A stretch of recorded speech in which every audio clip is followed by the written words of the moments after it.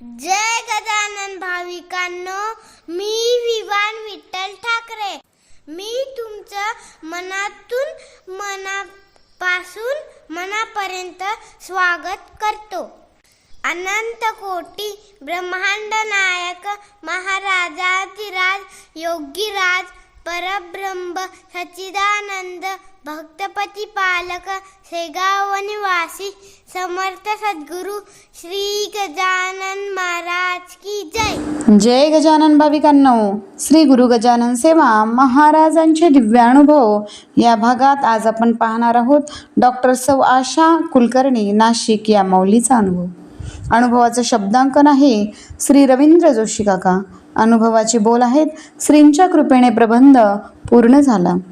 जय गजानन. माझा प्रबंध श्रीपंत महाराज बाळेकुंद्री व्यक्ती आणि वाङ्मय श्री कृपेने पूर्ण झाला. हा महाराजांचा कृपाप्रसाद रूपी ग्रंथ मला प्रेरणा देत होता.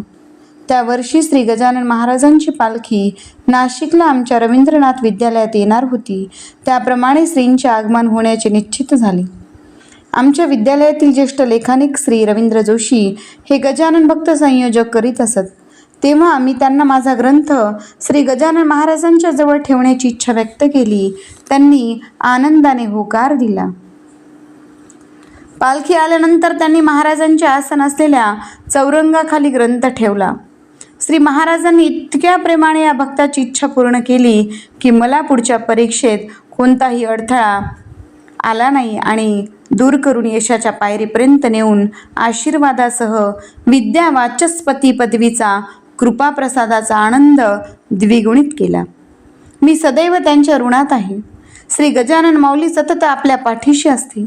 आपण श्रद्धापूर्वक या गुरु माऊलीला आठवावे, परमानंदास मनात साठवावे आणि श्री माऊलींना शरण जाऊन फक्त मनोबल मागावे. सर्वांना सुखी ठेवणारे श्री गजानन महाराज म्हणजे प्रेमामृताचा सागर, श्री कृपेचे आगर आणि आपणा सर्वांचे मधुर क्षण देणारे भक्तीचे माहेरघर आहे. म्हणूनच असे म्हणावसे वाटते की शेगाव नगरी स्वर्ग भूवरी. माहेर माझे हे आता, महाराज श्री गजानना हो तुम्हीच माझे माता पिता. श्री गजानन चरणी सादर समर्पण. धन्यवाद. गणगणगणात बोते.